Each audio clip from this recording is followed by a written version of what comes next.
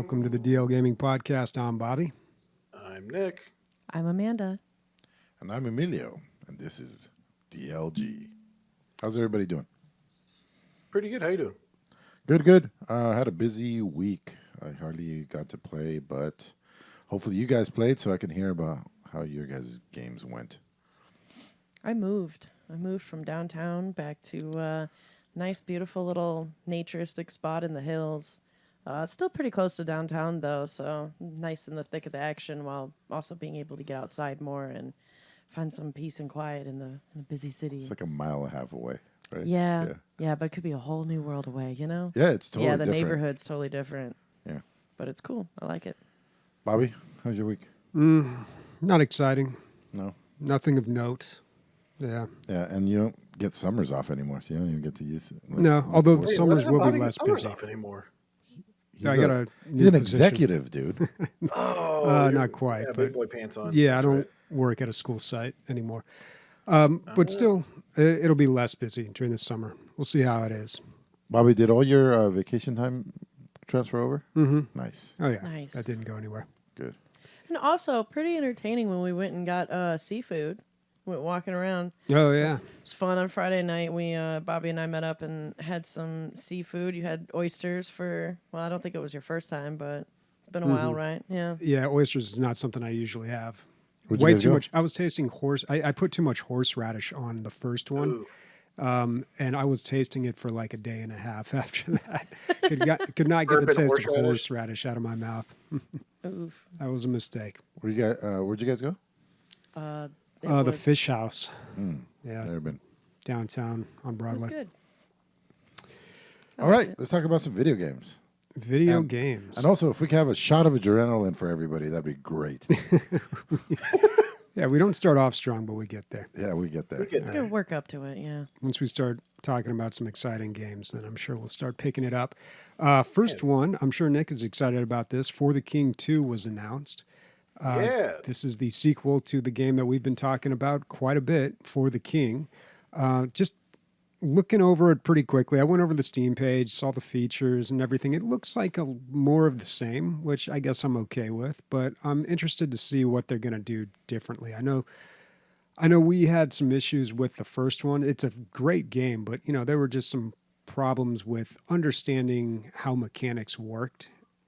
And hopefully they've addressed that in the second one. So I do have some details about this. I was going to actually talk about this for my show notes as well. They're all inaccurate, but he has them. No, so it's no longer 3-player co-op. It's 4. Ooh, cool. You Nice. can play the game, of course, like you can now, where like if you technically want to play with 2 people, one person controls 2, one person controls 1. But any combination of that can be done. They have more classes than in the base For the King when For the King 1 came out. Obviously, because they're probably using some of the classes that already exist. There's now a positioning mechanic where you can position your characters on the battlefield by a 2x4 grid. So apparently that does stuff. I think that's So you can have a front line and a back line. exactly. And I think the reason they did that is because tanks in For the King, or the characters that are supposed to fulfill tank roles, don't really do that all too well. Yeah, it was really Because tough in For the King because you'd have a tank, but the only way he could draw aggro is by using a taunt. And that would, if you spent every single turn using taunt, then you'd never do anything else with your tank. He would never attack. He just wouldn't do anything else. So it made it really difficult to tank in the first game. Or at least very boring, it sounds like. Yeah. Yeah, and, well, oftentimes- But like was taunt very, wasn't even like- the best thing to do in a lot of situations too. So it was just like you couldn't really tank in the first game, even though they kind of tried to make it seem like you could. And then a couple other things about the game. Apparently, there's a new tile system where there's elevation, as well as like cities don't just take up 1 to 3 slots. Like there's actually like houses and shit. Yeah, the graphics have been updated. The combat kind of looks the same. The enemies are the same, which is funny because I love the enemies in this game.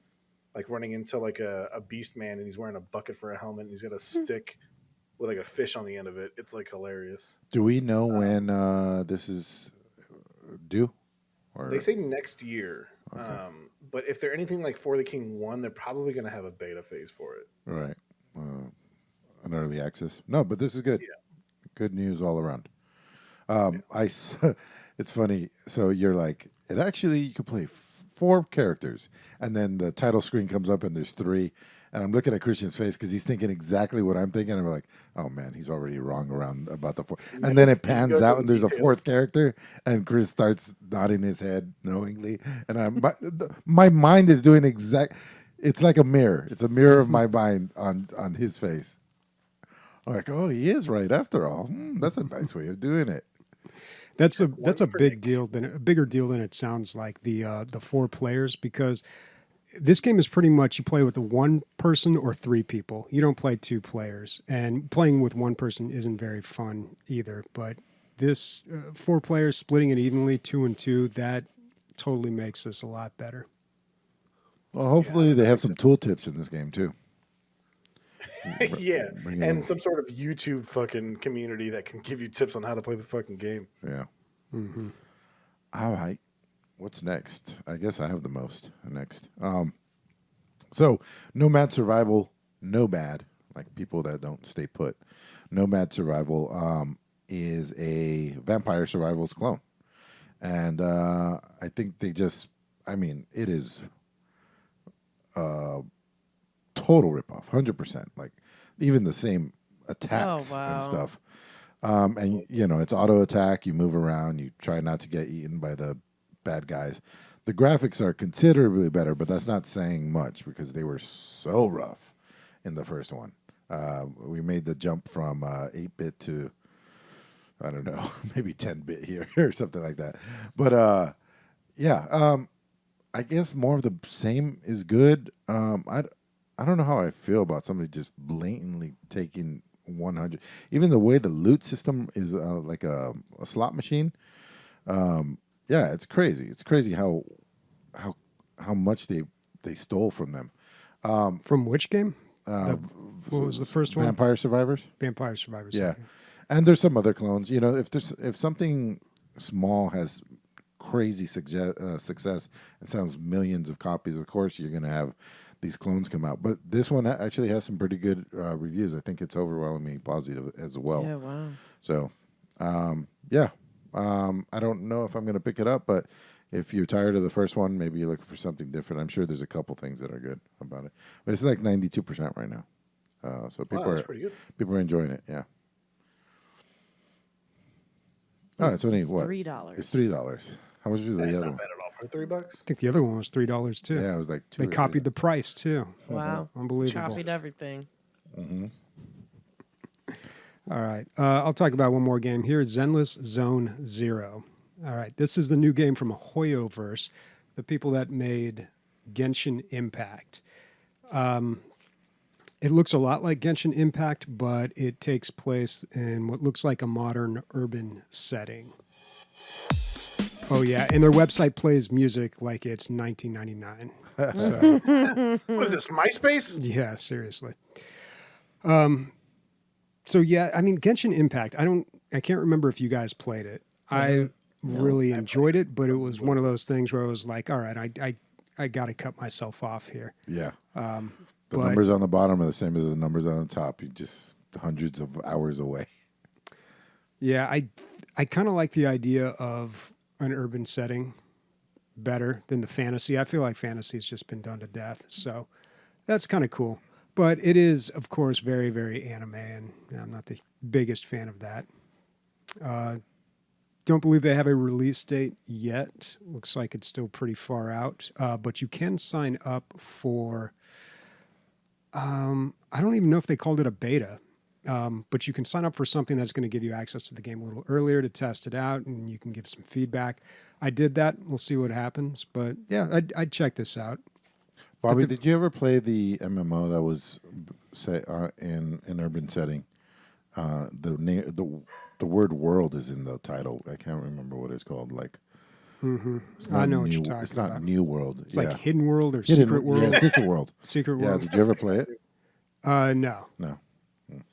I had a friend that was obsessed with it. He said this is the best game out. But Chad really liked it too when he played it. But Mhm. anyway, it's old and dead now, I'm sure. Yeah. Well, I mean, the nice thing about Genshin Impact is you could just play it single player. I mean, you can't play multiplayer, but you have to be like in the same region or on the same server. But it's a single player MMO, as weird as that sounds, and it totally works. That's pretty awesome. I guess that's just an RPG then, a single player MMO. I don't know. No, I mean, it's kind of like a Souls. Like there's just other people running around, but you're really doing your Yeah, own you thing. see their replays and stuff. I feel like Elder Scrolls Online can feel like that as well. Actually, at least if you have the option to play it like it's a single player Skyrim game, but with other people. But Running it is around. more traditionally Yeah. it would be labeled as an MMO, so it's not the same. But like it is a style that you can play that game since the lore and the storyline is so rich that you really could do that. Yeah, But I don't know. This looks neat. I never give it. Sometimes when you play something multiplayer, it takes away. I've brought this up several times. It's like you can't read anything, you can't enjoy any of the voice lines, you can't get into the story when you're playing multiplayer. You're just dragging each other along through parts that you guys don't Yeah. find. It's really difficult to pace a multiplayer game. Yeah, It It's can also be. hard to scale multiplayer games sometimes too. I feel like they've gotten better at that, though. Like from what I've heard about V Rising, it sounds like they've done a really good job of that. yeah. They pace the multiplayer very well. I will give them that. Yeah. Yep, that wasn't a segue. We're not talking about it yet. Not yet. Yeah. Well, we We will. will talk about it though. What has no clear good path for a segue, but I'm just gonna get into it. On the radar for me is Call of Duty Modern Warfare 2. It's coming out in October, and I probably played the most of Modern Warfare 2 out of all the Call of Duty games in the franchise. I first played Call of Duty 4 with my friends when they used to have those video game arcades, where you could pay per hour to play whatever game you wanted to. And my buddy owned one, and so he used to shut the shop down, at like 11 or something. And then all of us and his friends would come to the shop and play after hours, and we'd all play Call of Duty against each other. And then Modern Warfare 2 came out, and I was just like, there goes my life. I played so much of that. So I'm super excited for Modern Warfare 2 to come out and be revamped. I did enjoy Modern Warfare because it reminded me a little bit of Modern Warfare 2, but so the fact that they're bringing it back is just going to be, I'm very, very excited for this. Cool. I'm so confused. So this game has been out and they're redoing it? Yes. Okay. Yes. So they're remaking it. They did Modern Warfare 1. They changed a bunch of shit in it, right? Yeah, quite a bit, but they still kept some of the old maps and brought them over and kind of remastered them in a way to graphically stand up to modern day standards. And then I think they kept a lot of the similar guns and things like that. But they did change up quite a few other guns as well. And then obviously the story was different. Somebody said that was Bobby. It's pretty close. Yeah, it's an image of Wow. a guy looking off sternly. Yeah. I think it was Lasagna McGillicuddy or something was like, oh yeah, this is Bobby. It was Neil Sprung. Oh shoot! I'm sorry, Neil Sprung. Thank dare you you. for fact checking that. Yeah, Fact checking. well, yeah, I guess it was, yeah. yeah. That's great. Oh, hi. Jeez. Wow, Luna just keeps opening the door and just shuts it. slammed it right on you. But yeah, so October this year, Call of Duty Modern Warfare 2 coming out. Expect to see me playing that a lot, hopefully with my Call of Duty friends. What doesn't call you to duty? No, it doesn't work. None I know, of no it works. segue. Sometimes you just don't get it. So Yeah. Gotta try. I Gotta just keep saw trying. that somebody was putting this together. Fallout London. It's an unofficial mod by a mod team. They have a nice little website, but I mean they're far away because they're still asking for help for anybody who wants to contribute. It's a big project to do. They said it's like DLC size, so Oh wow. I think the DLCs for these games are like 15 hours, 20 hours maybe. About that, yeah. Yeah, if I remember right. So that's a lot to do for a small team. So you can lend your voice or if you have any technical abilities. But anyway, there's 20 minutes of gameplay out there, so it's definitely on its way. has its own look, and since it's London, it's America-ish. It's everything's there, but it's just a little different. Instead of rad roaches, you got rad shrews. You're fighting shrews down there, and just stuff like that. The English spin on it. But more power to them. I hope they pull it off graphically, and the interface is super nice and clean, different. I hope we see this maybe next year or the year after. Cool. I looked up like different tabletop games to play and stuff, and I found a Fallout one. And dude, it is involved. And this made me think of it immediately because there's some stuff in the game. It takes place in the Fallout 4 location, but there's a lot of like extra stuff in the board game. And this gets me excited. Have you ever heard of the mod or heard about the mod that turns Fallout 4 into a horror game? Mm-mm. So I forget the name. It's something Ice, I believe. But it really makes the game, I guess you can say realistic, as bad as that sounds. I mean, you're talking about like ghouls and shit, but like getting 3 bullets for whatever gun you have is like a godsend. But like people actually die in one headshot. You die very easily. Like it makes the game super survival-esque. And it's during the winter. And so it's pretty interesting. You gotta actually survive with food and shelter and stuff. Yeah, exactly. You have to manage your cold, I think, as well as another thing. I'll try to find the name right later, or maybe Chris can. But yeah, it's pretty cool. All right. Okay, last game I've got this week is Battle Band's Rock and Roll Deck Builder. You can tell by the title it's a deck building game, and this is an interesting take on a deck building game. It is it's a co-op game, first of all, which is interesting. I remember that came up months ago. We found some co-op game that was, or some deck building game that was going to be co-op, and we're like, wow, we'd never seen that before. But this is, you're a band, and you're competing against other bands. So the cards you play are like Quick Riff or jazzy chorus or something like that. So it's kind of a cute theme, and the animation reminds me a little bit of those It'll Do games. I don't know if you ever played any of those. No, okay. But this is interesting. Yeah, it's an interesting concept, interesting way to do a deck building game. I have no idea how the mechanics are or how the co-op works. That would be pretty cool. The game's like $18, but I like the idea of like, I'm going to build my band. Instead of combat, we're always used to combat, but you can do the same thing with a battle of the bands. Like I'm going to build my band, and they're each going to have like, their special abilities and cards and stuff. I mean, that's a great idea. It's a great concept. For sure. I wonder. Well, it's out. Mm-hmm. Oh yeah, it came out about a month ago, 2 months ago. Back in March. So it's co-op, but then you're playing NPCs, or can you play against other bands online? Do you know? You can play PvP? against. You can play other people too. Interesting. Yeah. Oh, that's cool. I don't know what kind of community this has, though. If we could scroll down and see how many people are currently playing, it doesn't seem like the game sold a ton. Yeah, there's 11 people playing now. So you cannot play PvP. Not actually. a lot. Yeah. I mean, unless you talk your friends into buying it. Yeah. But it That's still too looks bad. cool. That's a Yeah. great concept.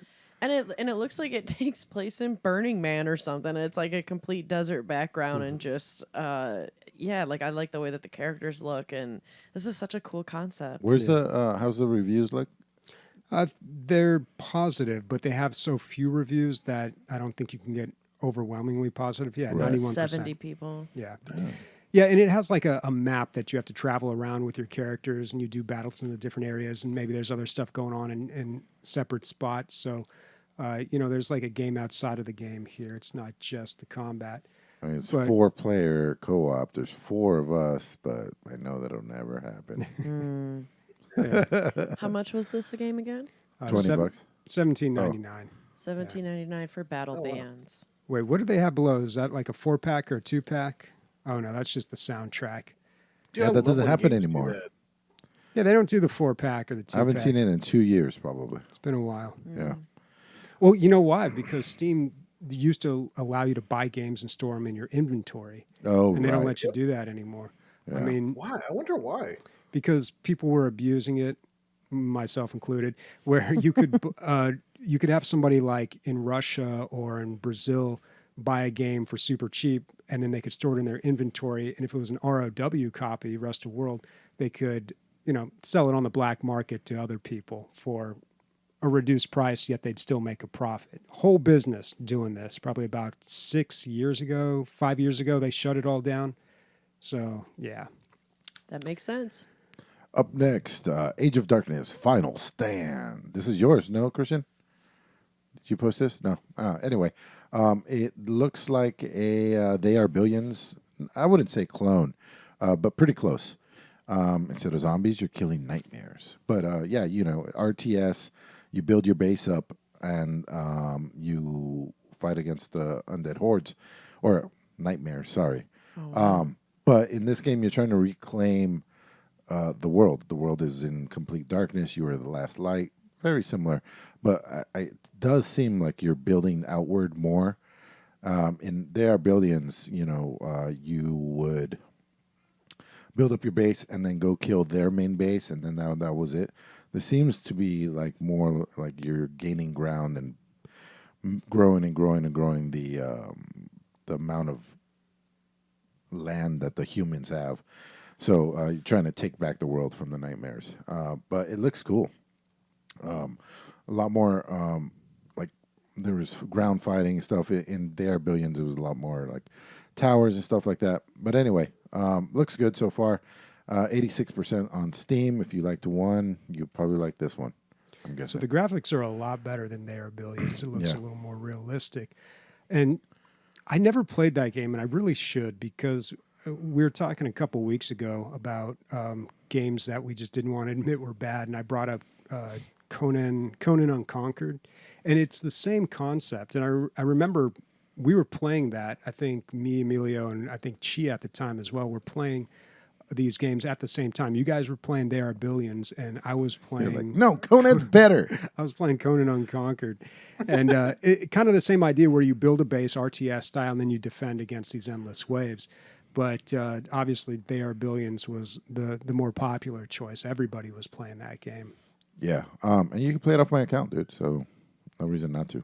I'm surprised we haven't seen another clone yet, as Yeah. successful as that game was. I believe there was one more. I can't remember, but it wasn't as flashy as this one. This is good. This looks really good.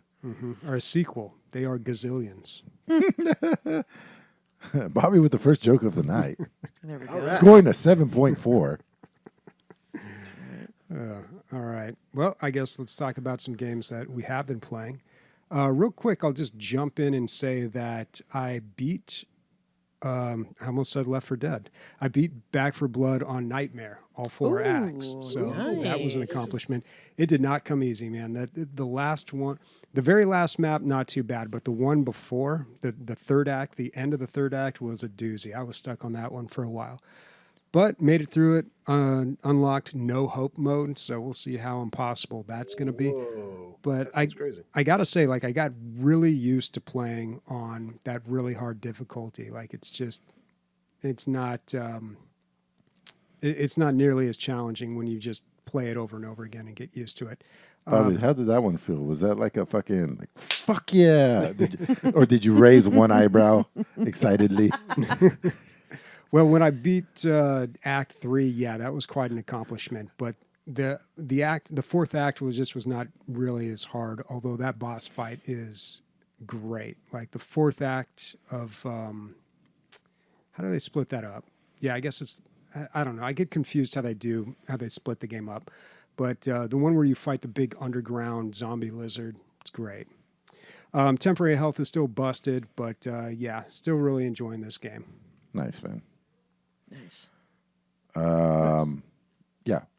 So anyway, Sniper Elite 5 came out on Game Pass, and I haven't played one since like, I don't know, maybe 3, like Sniper Elite Zombies 3 or something like that.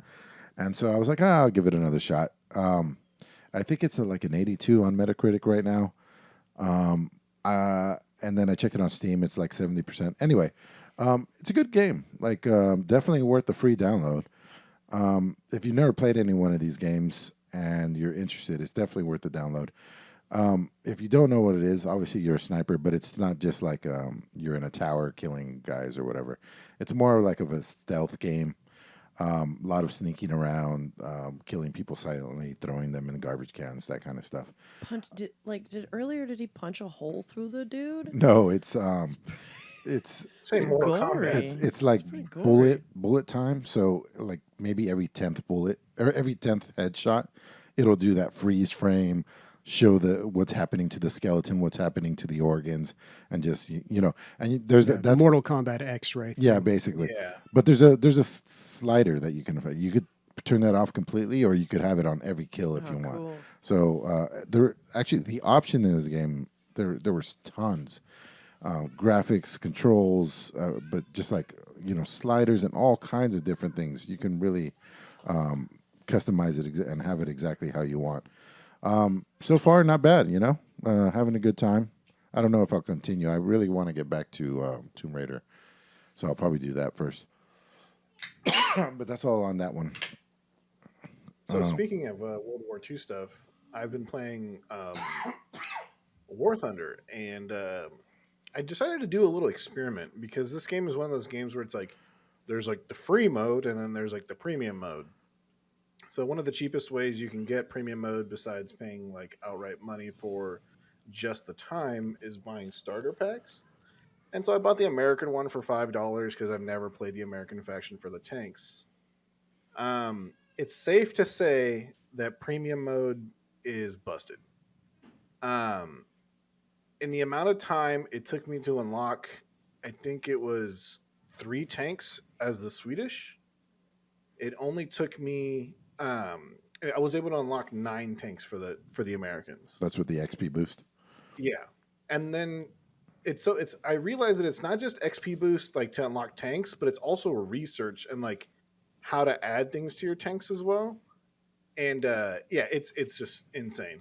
The reason being is that like, for example, for your tanks, you can get like better ammo types and things like that for your tanks. But once you go ahead and research all of them, that research goes to unlocking new tanks. Yeah, get him on. Sorry about that, guys. The mini me came in. Both saying our that- kids are up our butts today, man. Close the door, I think. But yeah, if anyone ever wants to get into this game, because there's still like tens of thousands of people playing,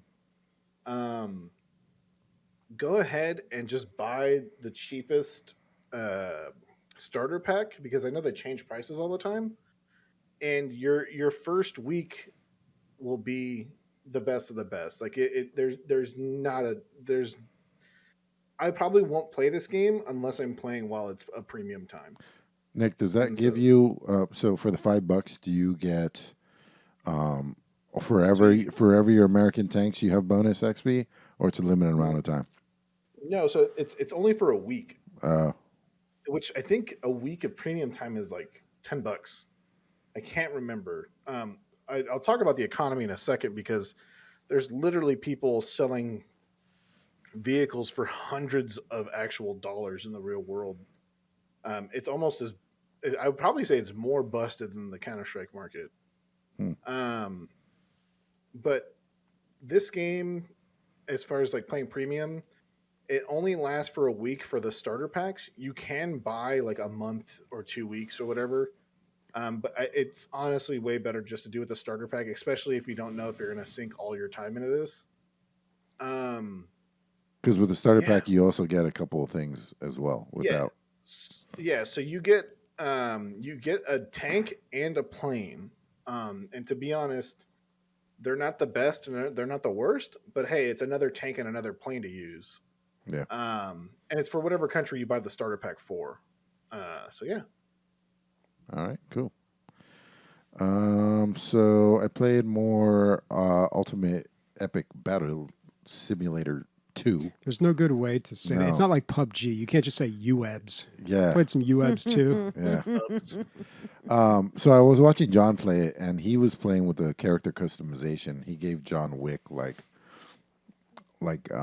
tank bullets that came out of his pistols, and he gave the tank bullets like crazy radius explosion. So he put one John Wick versus 10 million zombies, and John Wick took it like easily. Like, and talk about the zombies look like they're just flying everywhere, and the floor is riddled with them. It looks like Wow. pepper or something falling. What did I say? Oh, lawn trimmings. You know, when you're like the lawnmower, they're just flying everywhere. It's crazy. Yeah, John Wick took the day. So I was like, oh, you know, I'm gonna just start fucking around with the character customization. It's not super robust, but you can change things like the rate of fire, how much damage it does, blast radius, impact force, and the type of bullet it is, stuff like that. So I started fucking around with it. And I had the idea of, oh, I wonder, you know, how like 10 snipers, which there's no snipers, so I made one. I took a U.S. soldier, I lowered his rate of fire, upped the damage, and upped the accuracy. I was like, how 10 snipers are going to do against like, you know, 100 zombies from a tower or something. So I set that all up. That was kind of cool. And then I also made machine gunners, so I gave them very low damage, very low accuracy, but very high rate of fire, and put them up against a ton of zombies too, and that was cool. And so just playing around with that, you know, there's going to be so many tools later on. It's just barely bare bones, you know. There's only about, I don't know, 10 or 12 units, but they did enough to put this character customization in. I took the rock trolls, and they're a melee unit. They just have big clubs, like think about the trolls from Lord of the Rings. And I turned them into a ranged unit and gave them rocks to throw, and I gave it a blast radius, and it actually turned out pretty cool. Like you can see the rock land, bodies go everywhere, but then it keeps bouncing, and you know, more bodies go everywhere. It looks just like it would in a real battle or something. So yeah, you could totally make, even though you're stuck with the model and the colors and all that stuff, you can totally make your own classes and stuff. Not too much, like I said, it's still not robust, but you know, once the mods come out, this shit's gonna explode. I can't wait. Yeah, But, this is one of those games that like it solely depends on mods to carry it for a long period of time. Yeah, for Like sure. it's a great game right now, but it's going to be 10 times better once you can like download Sully from Monsters Inc. in the game. Yeah. The official roadmap is out, I believe. So it says, you know, every update is going to be like 2 or 3 weeks. The next one is going to be like a couple new units and more god abilities. I don't think we've talked about the god abilities. Right now, you can basically have a god shotgun and just shoot it and kill whoever you want at any point. And then there's also Noah's flood, so you could just add a tremendous amount of water to anywhere on the map, and they just go flooding down they just go downhill or whatever, and they're all like, it's funny because they're in the middle of this fight, and then they're like, ah, it's great. And so they're gonna add more of that, and I think they're gonna add like a pinch and throw mechanic, which we all love, right? You just pick up a dude and just take one guy and put him on the fucking in the middle of the ranks. Yeah, hopefully they fix the AI a little more. Sometimes they can become tremendously stupid. But overall, having a good time. Glad I bought it. I think it was $14. And it's one of those potty trick games. Like if there's a guy around or a friend of mine, I'll be like, come check this out. And then the next thing you know, they've been there for 15 minutes fucking around with different shit. That's awesome. Yeah. Just building and running a monster train to go kill each other. And speaking of monster train, you wanna tell us a bit about that game, Bobby? Monster Train, yes, I did play that this week. I followed through. So it's another, first of all, I love this game. Really got into it this week. Absolutely enjoyed it. It's like a lot of these other card battler games, you know, you got you and your enemy squaring off and you play your cards to do damage. But the twist here, I'll explain the mechanics because it's been a while since we played it. What's different about this card battler is you've got 3 levels and you're defending this pyre at the top level. And you have to put your characters in on these 3 levels, and the enemy kind of goes up each one and eventually gets to the top. And if it kills it, then you're dead. Almost like a MOBA, you know, you've got to get to the core. But What's also interesting about this is they have classes, and you mix two of the classes. You unlock them as you play, but each one has very different play styles, and you can mix and match them and find synergies, and that's a whole lot of fun. I mean, the game, compared to the other card battlers that I've played, like Grifflins and Slay the Spire, it's a lot more complex. There's a lot more complexity to it. So Slay the Spire was very straightforward. They just got right to the heart of the card battler, right? And it was really satisfying because of that. Grifflins, it was almost like an RPG.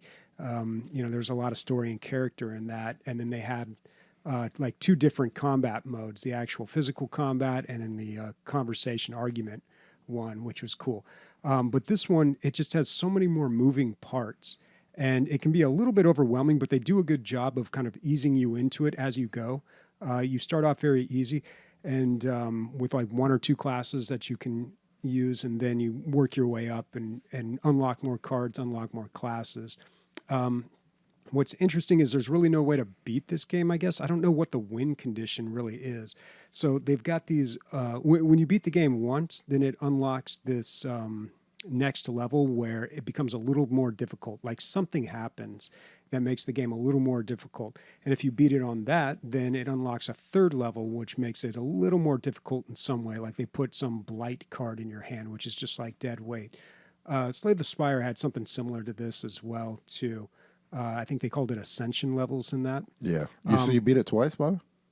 Many times. I think I can't remember what they call it in Monster Train. It's a different word. It's not Ascension levels, but it's something else.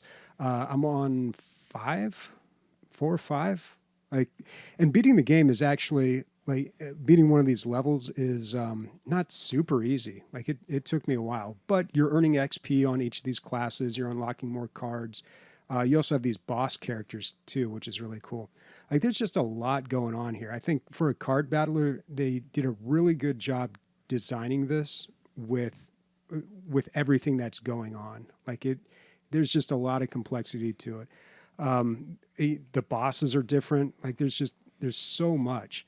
They recently hit their 2-year anniversary, which is the reason I checked it out, because I saw it on the front page of Steam and was like, oh yeah, Monster Train. I never played that one. And I guess they have some sort of DLC out now too. And I assume that adds more classes, more cards, the usual stuff. You're calling them classes, but they're races, right? It's a race of yeah. I always call them classes. I don't know.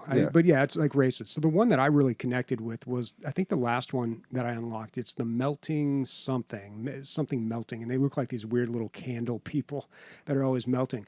But the whole strategy with them is you purposely kill them or let them die in combat, and then you have cards that bring them back, and when they come back, they're even stronger.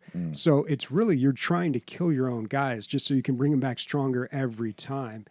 So you got to make sure that you have the cards to facilitate that. But there's different strategies you can do with each of these races or classes as well. The other one that I had really good success with was like the plant people, whatever they're called, and spike damage, which is spike damage. When they do damage to you, you do it back to them, like thorns or whatever they call that in World of Warcraft. I had a lot of luck with that. But there's so many synergies that you can discover when you mix these characters or these races and classes. Yeah, because the race won't just have. It'll have this main thing that they do, like you were saying. Each race has two things, bosses, not bosses, but two hero characters, right. And you unlock one later. And each hero character kind of has like a special ability, but they can go both ways too. Like there's 2 different special abilities. At certain points in the game, you can upgrade them, and you can choose to go one route or the other. So there's just this game is just all about that. There's so many like branching design areas where you can go down, and usually when things, I really enjoyed Slay the Spire because it was so simplistic. Not simplistic, but straightforward, I guess is the best way to put it. Like it just got to the meat of what a card battler was all about. And this, I was afraid it was going to be too much fluff, but it actually, I really enjoyed it. This is one of those games where I did 100% 180 on it.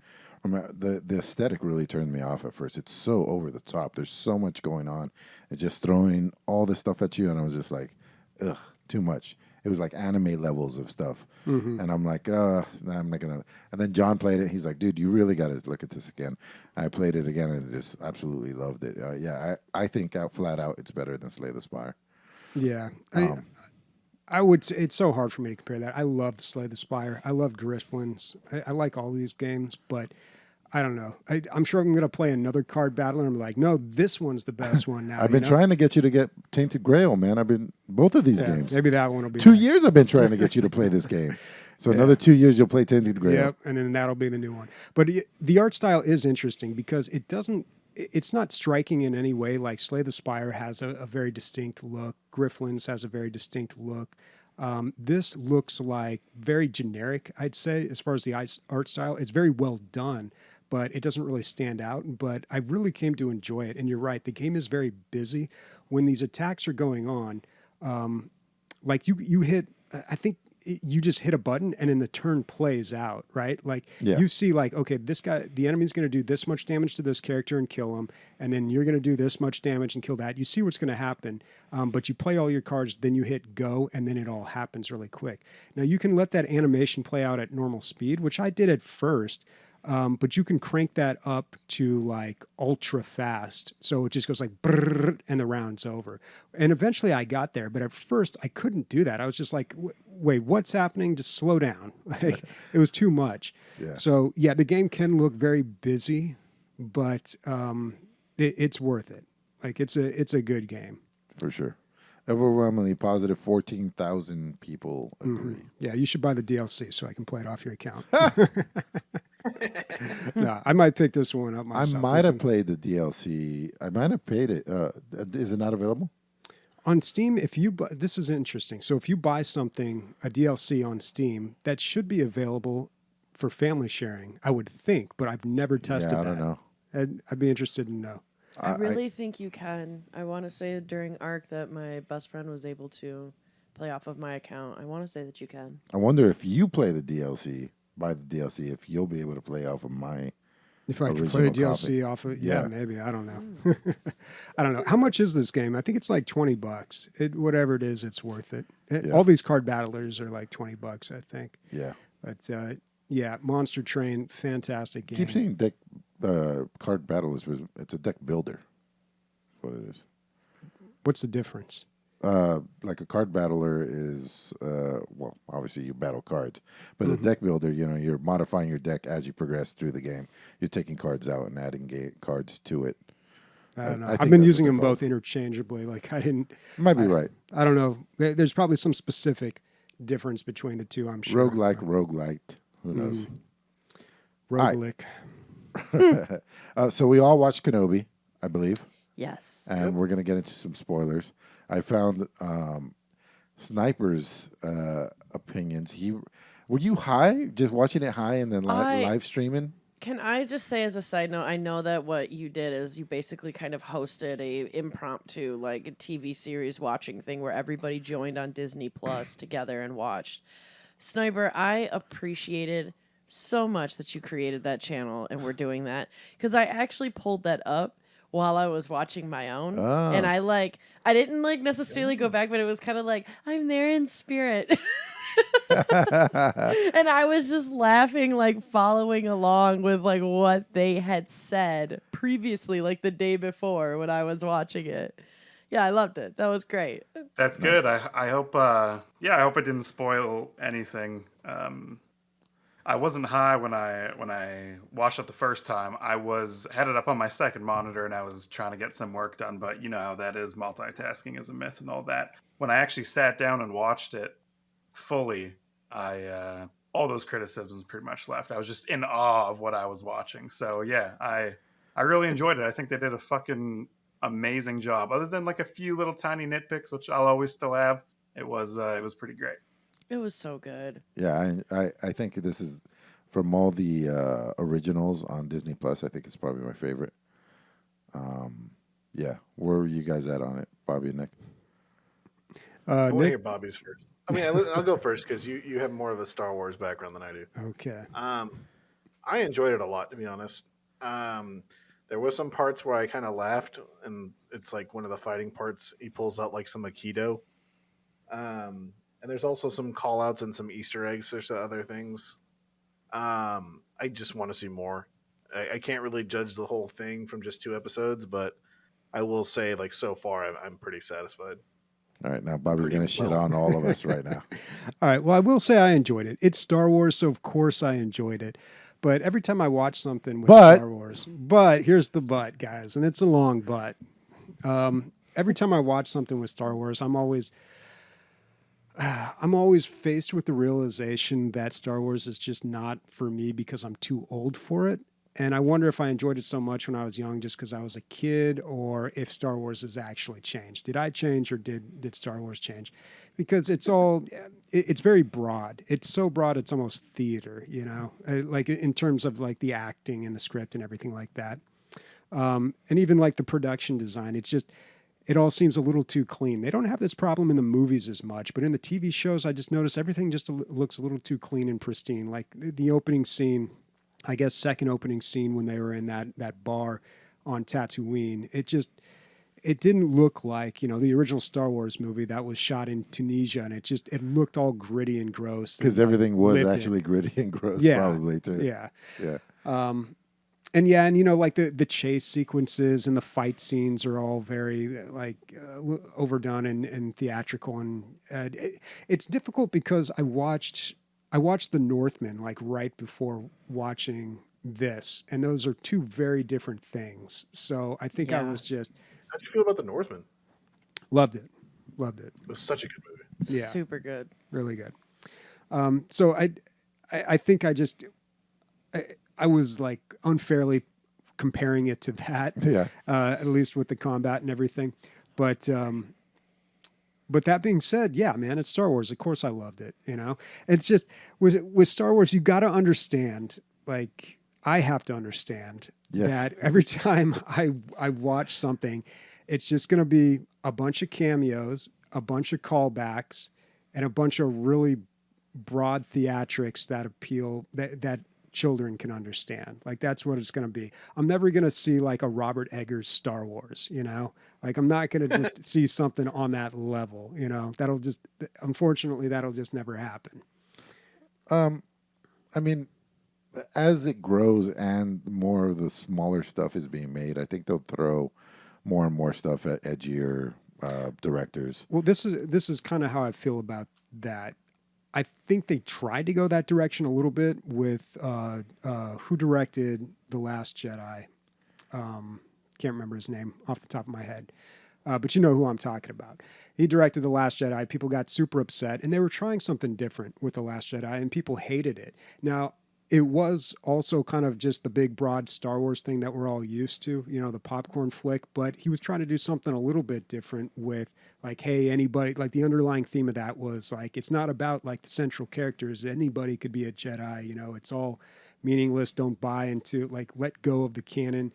And people just were like, no, everything has to be about Luke and Leia and Han and Chewie. And like, that's all we care about. So,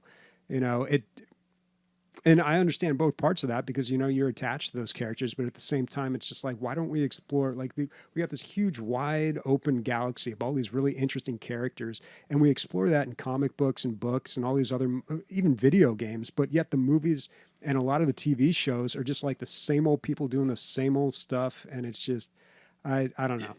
Ryan Johnson should have been given like writing and directing something not in that trilogy. I feel like we would have seen something really epic that could have stood on its own, but instead I feel like, yeah, he was trying to juggle doing something new, but spoiler alert, you're in a trilogy that's basically the like old trilogy that you have to follow, right? Like they're basically retelling the same story, so it was a bit of a mismatch, and I think that's why people might have been yeah, it's tough. I mean, making chapter 7, 8, and 9 is just really tough to do because where do you really go with the story? And it's just so many places, dude. There's so many other places. Don't even get me started on this. Yeah, restart. Just telling the same story again was not the way to go. Yeah. But that is not this. This is filling up a big gap that we all had, and seeing how things played out for him while he was watching over the boy. I thought it was seeing vulnerability on Obi-Wan was really cool Yeah. because he's always such a badass, and now he's just like a guy. Yeah. You know? Yeah, seeing him pessimistic is like a kick to the nuts. You're like, whoa. Yeah, yeah. He's like, nah, man, that's not gonna happen. Now I don't help people. You know, I always had a problem with this, though. Why would you hide? Why you got to hide Luke and Leia? Let's hide Luke with Anakin's Family. Yeah. Yeah, like what is Owen? That's his step brother, right? Yes, stepbrother. I Because believe. they have the same mom, Yeah. different dads. Yeah. Like, I don't know. That doesn't seem like the safest spot to hide them. And he doesn't pretend like he's his son or anything. He calls him Uncle Owen. It's just like, the Empire didn't clue Blow my into cover that. Like, immediately. Well, they I think the Star other thing Wars- is that you hide something under the nose of someone, so they like you would yeah, never hiding in expect plain you to- sight. who in the Empire Yeah. knew that they were alive? The Emperor knows, I guess, right? Yeah, like the leader of the Empire. But I think he. The important guy. They didn't know they didn't know that Luke and Leia were alive. I don't think. Not even Vader knew that. Well, maybe they 'Cause- should have used the Force or something and figured that out because I Yeah. feel like that. But yeah, that comes right away. You're like, why? That doesn't make any sense. It's the worst place you could have put him. One of the worst places. Yeah, but I mean, this is Star Wars in a nutshell. You don't have any source material for Star Wars. You just have the first movie, and everything's trying. There's a lot of like things that they're always trying to like dance around that the first movie set up, and you can't say no, that's stupid, and just like discount it because everybody loves the first movie. But they've just got to kind of like create these winding narratives that make all these really kind of stupid things make sense. So I get that. This pissed off chick that's chasing him the whole time. I was not happy with her acting throughout the thing. I thought the little girl Agreed. did a great job. The kids Oh, did, for yeah, and Princess you Leia, run the yeah. risk with the little kids because kid acting can be pretty bad sometimes, and that's the whole precocious kid thing is also really overdone. But yeah, she did all right, and yeah, I'll agree with you. The lady that's the Inquisitor, What's her name? Third sister, right? third Third sister. They just sister, keep yeah, calling they her third call her. sister. Well, they all Yeah. have like rank names and then like real names, Yeah. right? And I don't entirely blame her. I just feel like all their dialogue was just so like, oh God, like first line of the show is like, you know who we are, right? You're Inquisitors. You know what we do, right? You hunt Jedi. It's like, okay, did everybody get that? I mean, it couldn't have been more on the nose if they had looked right down the lens when they said it. I mean, I was just, I didn't like that part of it too. Like in world, does it make sense? Like this is supposed to be the Secret Service of the Secret Service. Like they hunt Jedi, something that they were not very appar- secret. Like Yeah, the most whole people- town just stopped Yeah, and looked at too. this ship come down.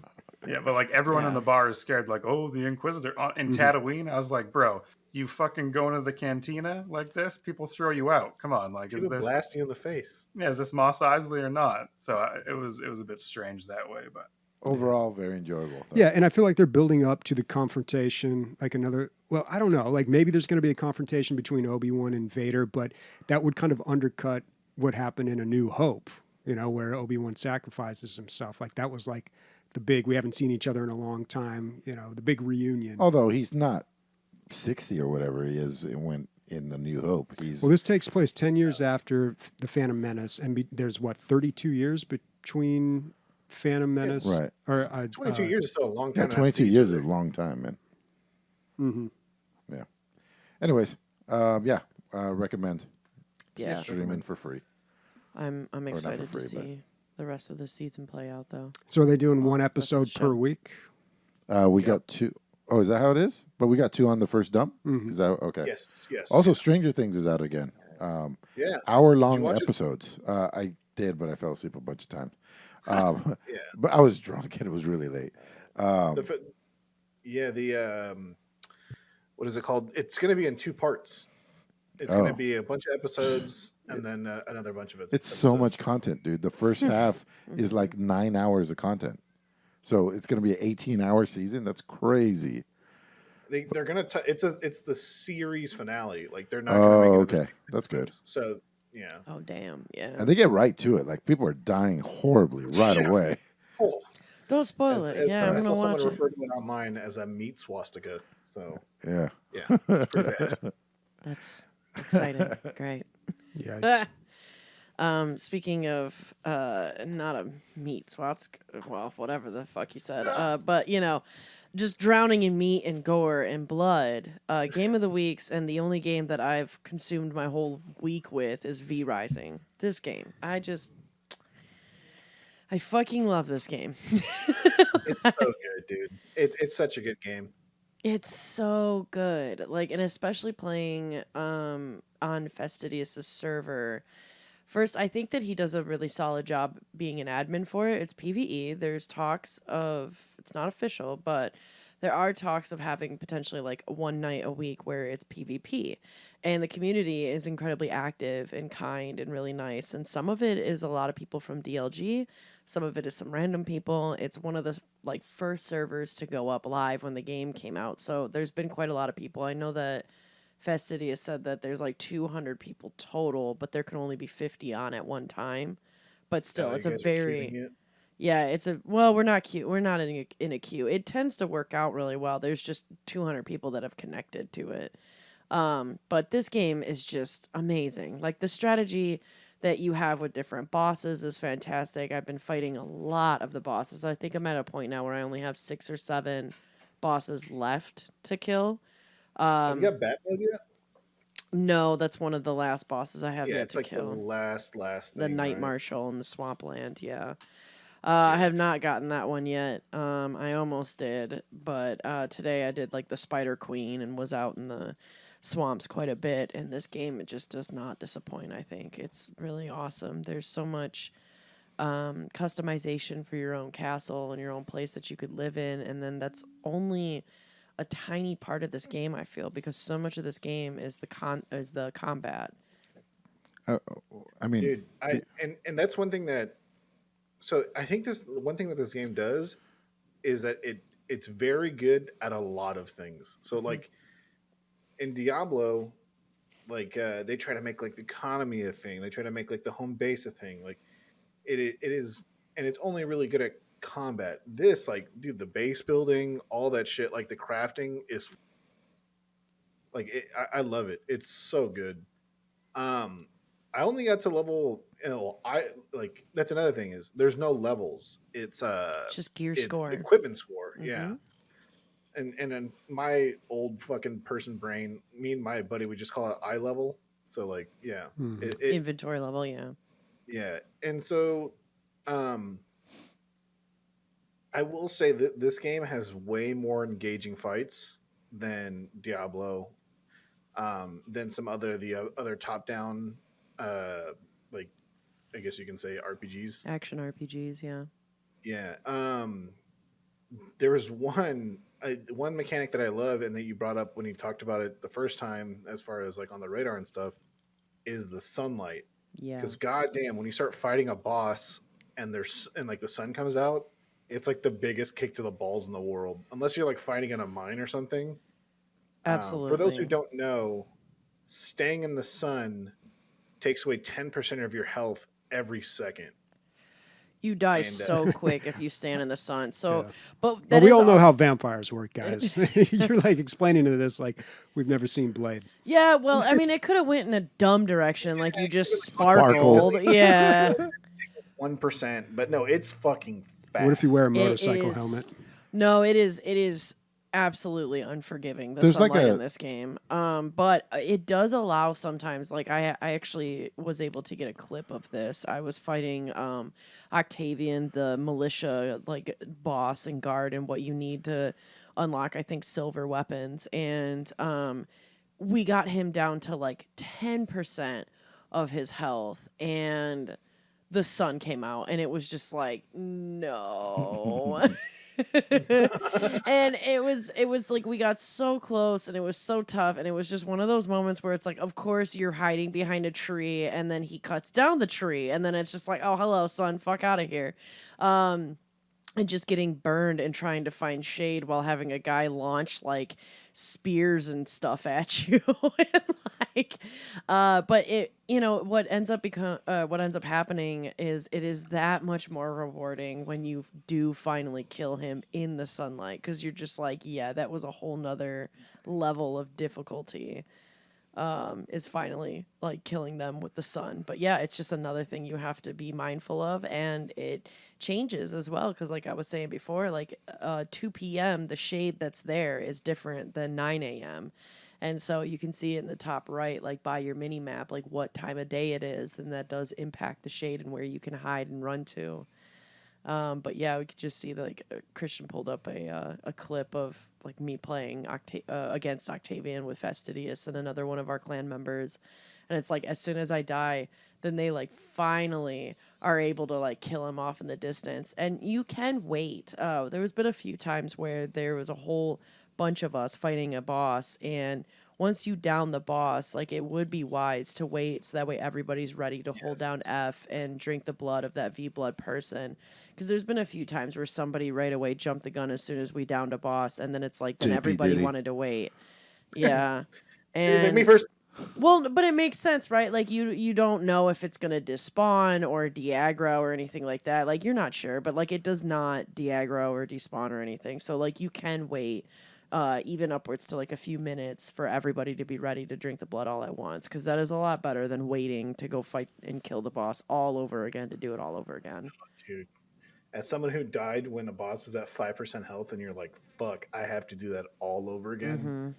Dude, we didn't know that when you fight the bear that you're supposed to use the shield ability, because like there's unavoidable attacks with the bear.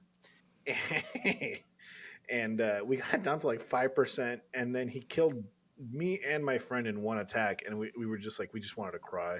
Oof, yeah. That's the thing that's very exciting, is that there are a lot of V blood bosses that unlock different things for you. There's a bunch of them, and they all have different tactics and abilities and things that they can play, which makes it really entertaining and really fun. Both even as a solo, there's quite a few people on the server that have done a lot of the bosses by themselves, so you can play solo. And the bosses do adjust difficulty. We've noticed that the threshold seems to be 3 people. If you have 2 people, you're in kind of a sweet spot, especially if you're both pretty decently high level in comparison to the boss that you're fighting. Then you have a really nice solid spot. But once you add in a third person, it gets a lot harder. The boss it'll scale up. And so I've noticed that there seems to be a threshold at about 3 people, and there seems to be another threshold at about 5 or 6 people is when it changes again. So if you had a group of like 6 or 7 people, like on this server that a lot of us in DLG are on, there's been times where at like 1 or 2 in the morning I'm playing, and there's like only 9 people on the server, and all of us actually get up and link up together to go kill a few of these bosses. And it's pretty easy at that point because there's just a massive amount of numbers. But then during the day, there be times where I'm just running and farming, and I see a boss, so I join in, and it drastically made it so much harder for them. And they're like, oh, this was easier without the third person. You get credit like when you weren't all in the same clan, right? When you Correct. Yeah, we're not all in the same clan. But everybody got credit? Well, because what it is that as soon as you knock the boss out, like you've got to drink their blood. And so long as you are there to hold down F and drink their blood with everybody else, you will get the credit for it. Which on one hand is kind of nice, and on the other hand is like, I don't know. It's pretty shiesty. Yeah, it makes it pretty easy for somebody to just kind of hide and let other people do all of the work and then jump in at the end and get it. But if you're in a good community like the one that we're in so far, then like people don't even do that. Like they do join in and they help, and then everybody just kind of waits for them, so that way everybody then can get it, which is really nice. But I've been finding crazy diversity in the way that these bosses are fighting, and it's been making for some really entertaining and really wild and crazy like boss fights and stuff. I found the gameplay loop interesting. I think you talked about it last time, but I'll just reiterate. So you're kind of like in your castle and you're building stuff, and you'll get to a point where you can't produce. You can't go any further. You'll be like, oh, there's I need to be able to smelt copper now or something. And so you'll look at the V list of V bosses, and you'll look at the one that says, hey, this guy shows you how to smelt copper or whatever it is. And then you'll click on him, and then you have a kind of like a sense of where he is. It's not a direct line. there's a lot of like rubbing on walls while you're trying to like go around the yeah. mountain. Is he in the mountain? Is he on the other side of the mountain? It's not perfect, but it does tell you That where it is. fucking move. Yeah. And so you're going around, and just the traveling in the game. There's a lot of shit that can happen. Weird things happen. A train of mobs that were all aggro just ran past this bandit camp that I was in.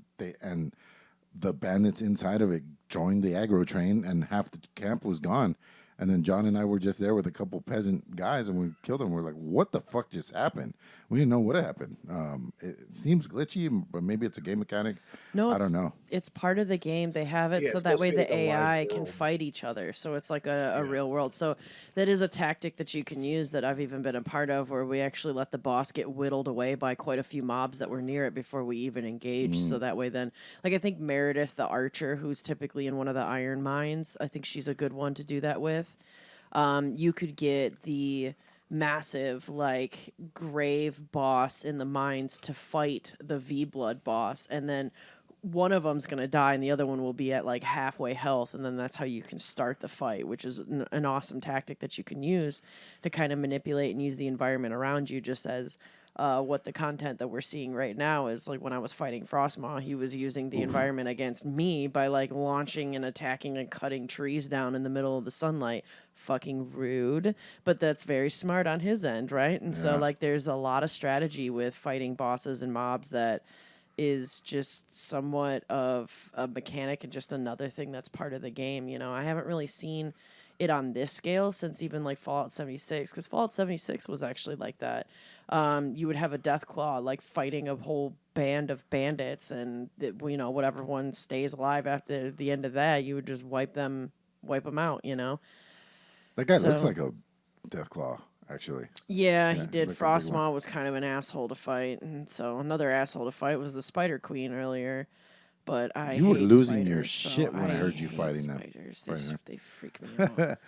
They have a whole bunch of like little white spiders with pink tips in like the spider cave area, and I don't know what it is. It's like combining the head crab from Half-Life and just every nasty spider you can imagine with a thick ass, and I'm just like, no, thank you. That's not the kind of ass I'm looking for. I hope that something doesn't awaken me. It won't with a spider, and just maybe rage and fear. There was a few times, as simple as it looks, there was a few times that I was appreciating the AI and the pathing and the way they fight. They're not completely stupid little just walk toward you and die or No. attack. I was fighting two archers at the same time, and I got one of them very low on health, and that one wouldn't stop running.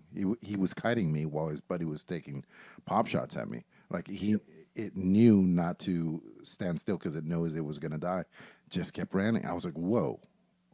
For like a low level mob that is a boss to have this level of AI, that's really interesting. So there's and I read an article today. I guess Please See Gamer caught up to these guys and talking to them about their success and stuff.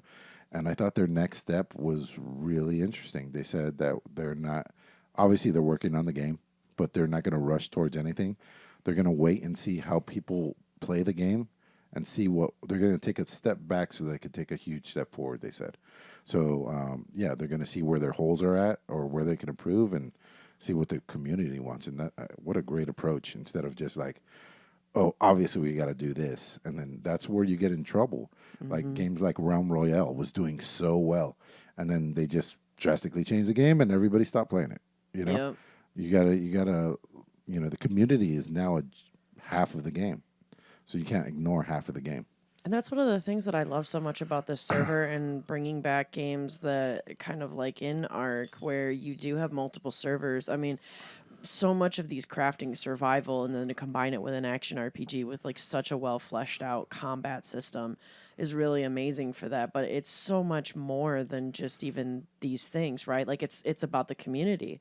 And like even in this server, we've talked about potentially doing one night of PvP, and they were just like random people that we didn't know that were just like, yeah, then maybe we can build a coliseum and start doing like arena fights for PvP. And we're like, that's a great idea, you know? And so you can actually build something as an entire community and a group that offers a totally unique experience that isn't necessarily designed by the devs for that game, but ends up becoming such a beautiful, happy little accident, right? And so it ends up becoming a wonderful masterpiece just in its own like that, you know? And I felt like there were so many ways and so many things, and like in this moment of this video that we're playing, I actually randomly ran into Random Task, who's a part of the DLG community, had no plans of meeting up with him and his friends, but ran into them just out of nowhere, and we're just like, all right, let's beat this boss. Since this boss is really tough, why not?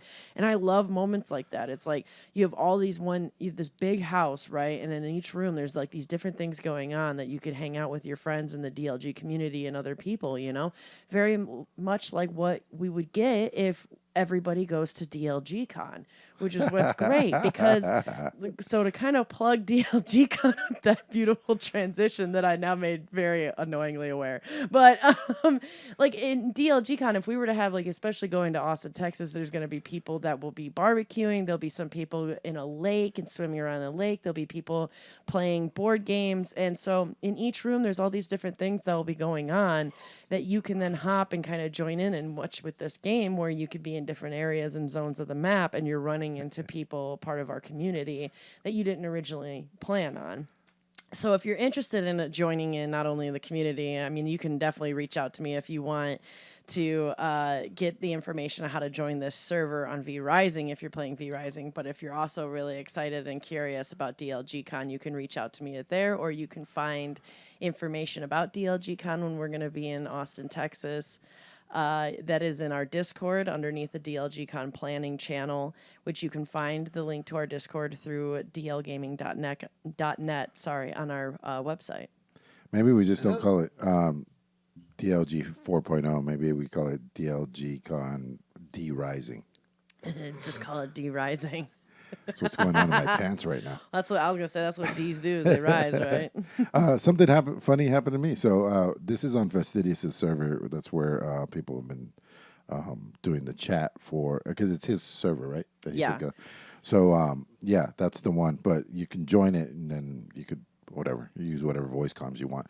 There's also local chat. So if you run into somebody randomly, you could just hit the button, mouse wheel, and talk to whoever's around you. But so Flying Hawaiian jumps in, and we start talking to him. And then we're like, oh, okay, we're going to go. He's like, all right. And I'm like, do we have to go back to our castle? Because I really don't want to run back to the castle, just go to sleep. He goes, dude, every time I go to sleep in the woods, I fucking die. I don't know what it is. I was like, oh, maybe your body's persistent. Maybe it stays in the world, and it can die. And he's like, I don't know what it is, but I always dead, so I always go back to my coffin and go to sleep. And I was like, well, fuck it. You know, I'm going to go to sleep in the woods. It's not worth it to me to go back home. So I go to sleep in the woods, and then I go do some stuff, and I come back, and I see I have a message on Discord. I look, and Flying Hawaiian randomly found me in the fucking forest.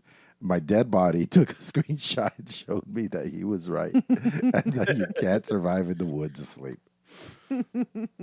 Yeah. And see, that's why I love all those little moments in this game, man. Like, we just keep finding each other on accident and stuff, or are able to go talk to each other and things. So yeah, you can hold down mouse wheel to talk to. That's the push to talk thing. You can also hit enter and then hit tab to cycle through your clan chat, your local chat, and like the global chat, and talk to people as well. Everybody's super friendly in this server and very helpful. How do they find it, Dave? The server, they'd have to get a hold of Fastidious or myself. I think we, I want to say... We'll work something out this week. Yeah, like how we're going to be able to just make it very easily and accessible. But right now, you can obviously reach out to me at Days on Discord, or Emilio at Ender's Logic, or I think Fastidious is still in the server to be able to ask him for it as well.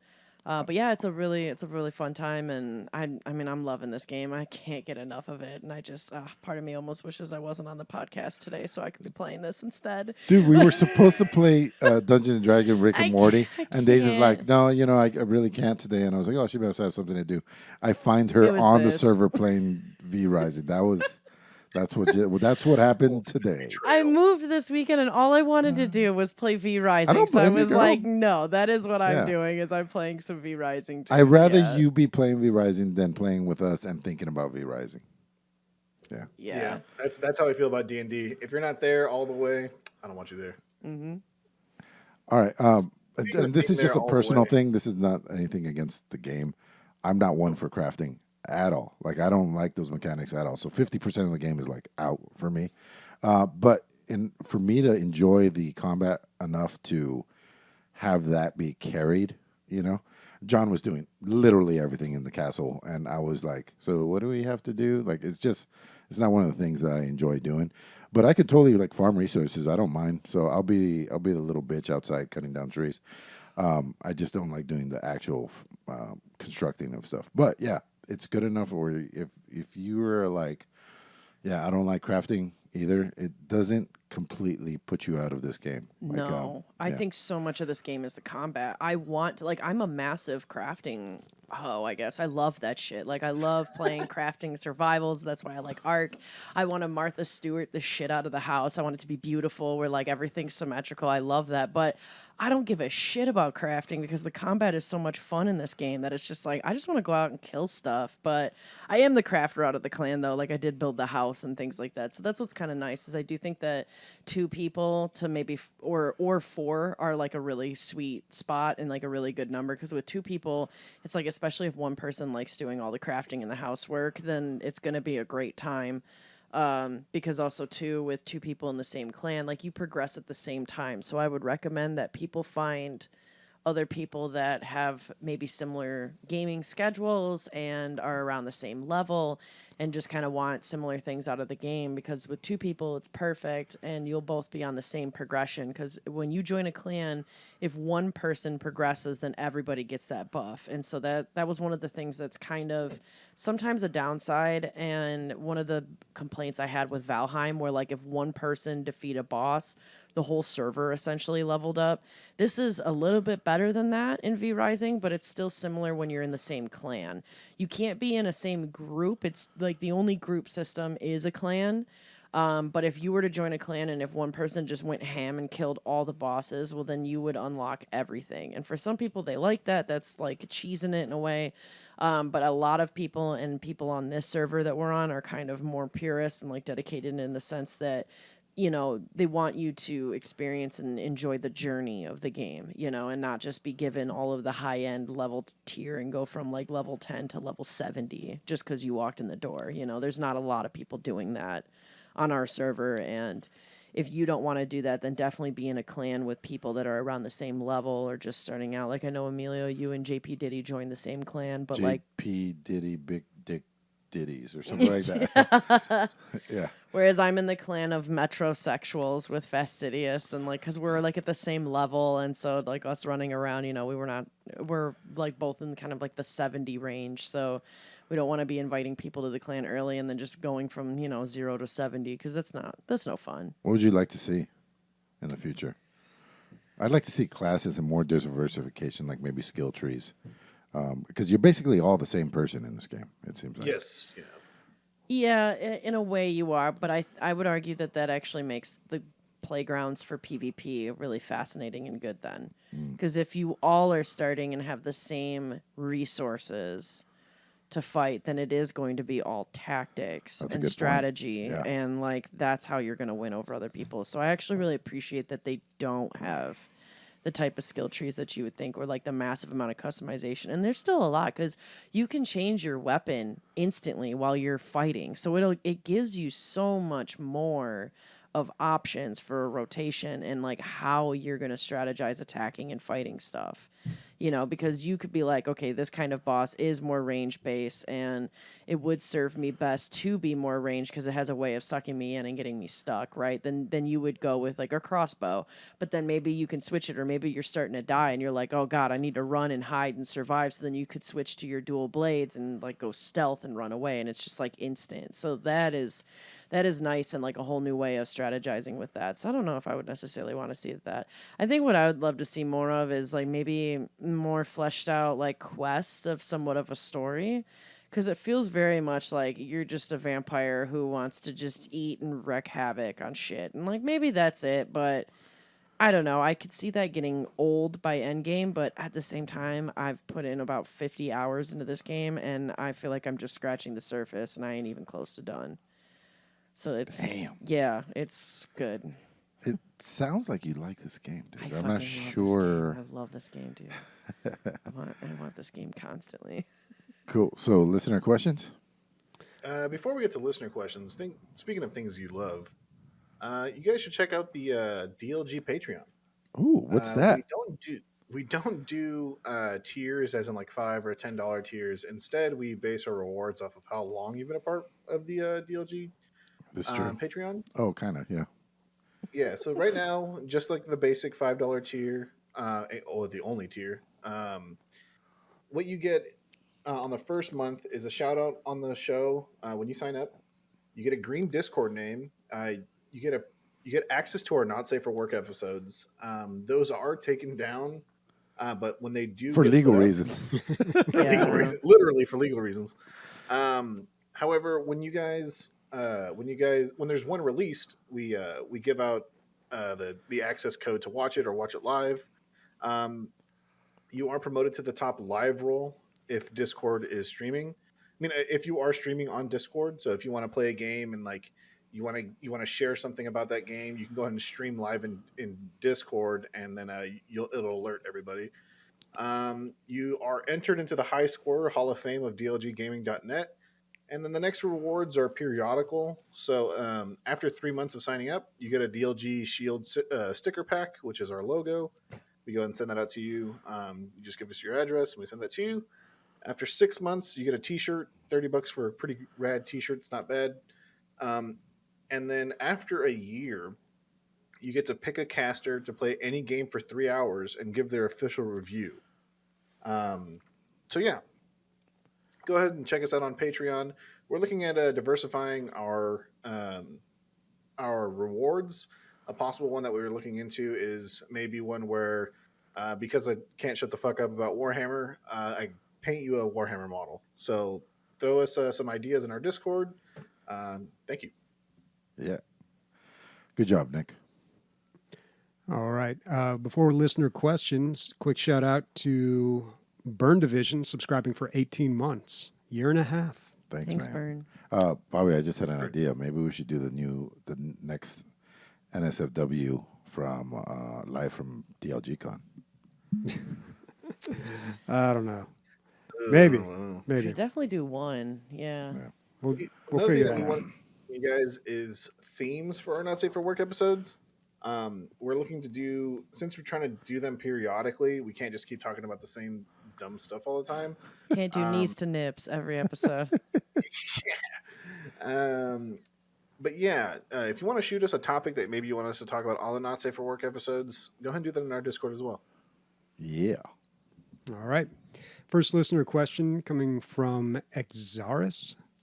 I own a steering wheel setup for sim racing, and it got me wondering, do you guys have any weird, expensive, or oddly specific gaming hardware? Bobby, you had that 3D monitor forever. I did. I had the 3D monitor for a long time. Yeah, I really was a believer in that. Yeah, that didn't really pan out. But it was cool. I played Metro Last Light entirely in 3D. I feel like that would give me a headache these days.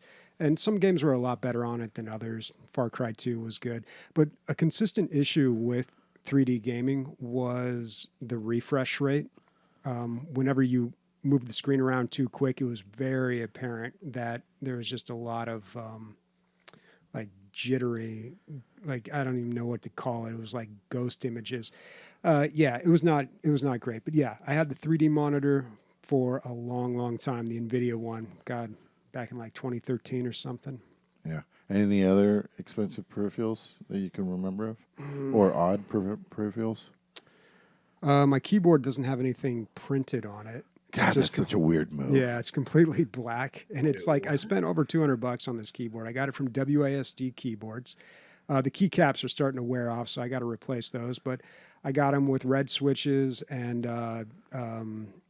like O-rings on the bottom of the keys, so they're really quiet. I love the keyboard; it's fantastic. It's a 10 keyless, But yeah, for the longest time before that, I was using DOS keyboards, and that was the first keyboard. Like God, back in late 2000s, I found one of those, and they just had no text printed on the keyboards, and I'm like, challenge accepted, I'll get one of those.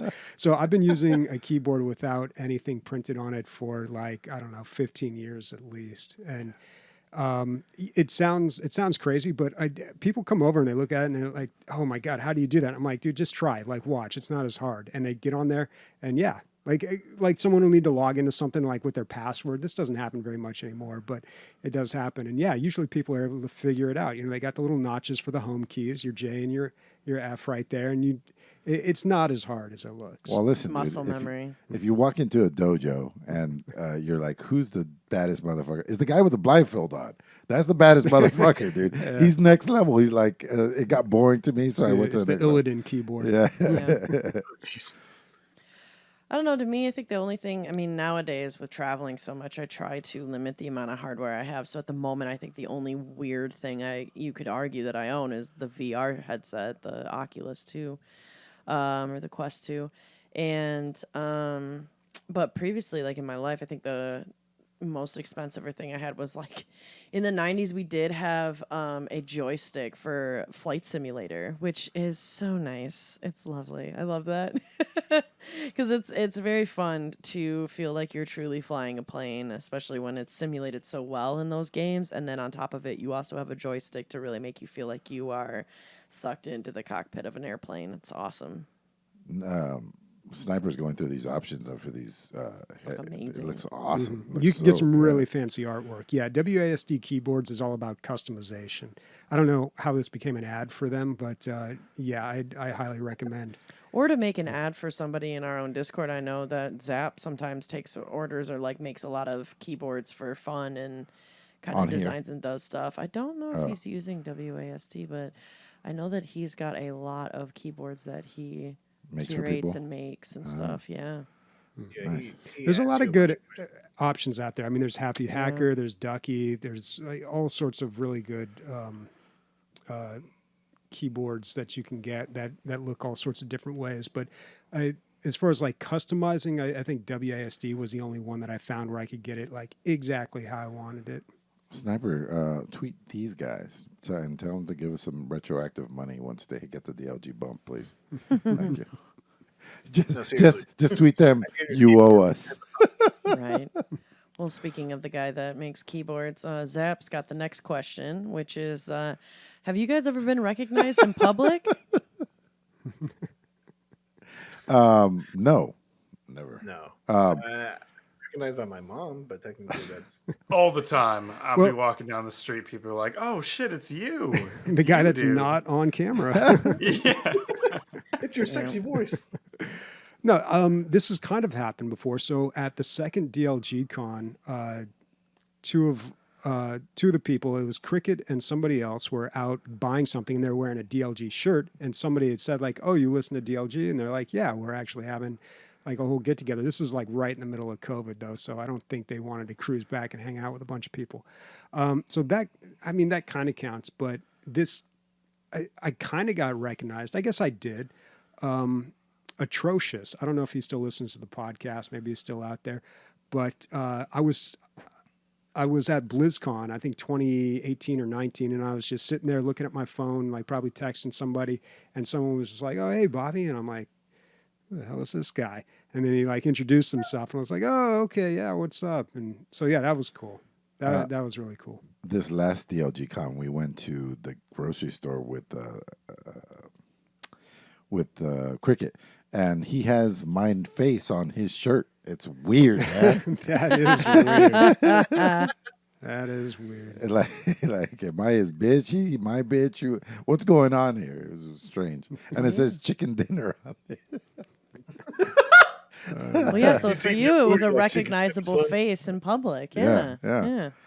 Yeah. I've never been recognized in public through DLG, obviously. I haven't been on the podcast that long either. I've been recognized in public as a resident advisor, though, in Detroit, and that's always weird because it was like, I feel like an asshole and I should know you, but I don't know you. It's kind of weird, but nope, not famous enough to get recognized in public. Yeah. We should act like Leonardo DiCaprio and Jonah Hill, where Leonardo DiCaprio pretends to take Jonah Hill's pictures, and he's like, "You're so famous." And you should do that next time we're at DLG Con. There you go. All right. Workonius asks, what game or video game franchise would you love a cameo in? What kind of NPC would you be? Oh man. Oh, I would love to be in, obviously, Elder Scrolls Online. Duh. For me, at least, of course. The kind of NPC I would want to be, absolutely be like the fucking dude that was like, I used to be an adventurer like you until I took an arrow to the knee. That's the kind of person I want to be, where it's just like, just some random fucking nobody in like a little chicken farm that's just like, oh, I used to be a crazy adventurer. And then I fell and hurt my toe.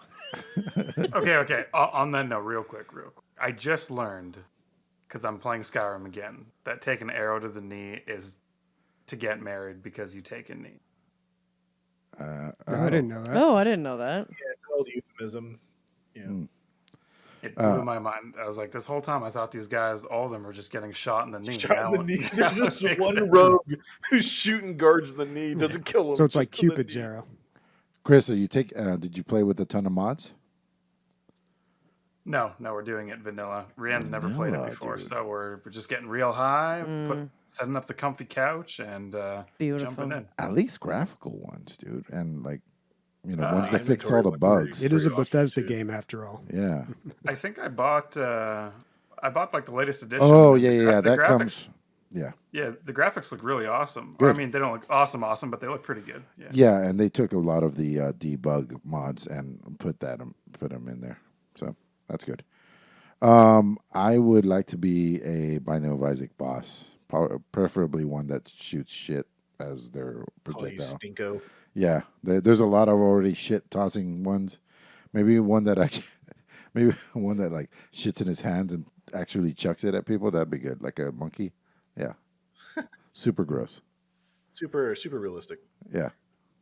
For me, I want to be like in a obviously like a Warhammer game, something. But it would be like I would be like a side character, and you'd have to go like rescue me, and I'm just like with my family, and then they're like, "You were one of the greatest warriors of all time," and then I join the party, and like the first 2 seconds of combat, like I just injure my back and I can't do anything anymore. That'd be perfect.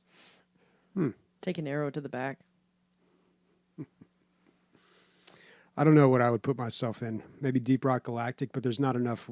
There's really not a lot of NPCs in that game. I guess I could be like a robot or something hanging around the base. That'd be awesome, Bobby. You're just like one of the home base robots. Or like a vending machine. What do you want? I don't have anything that has flavor. It's just Soylent.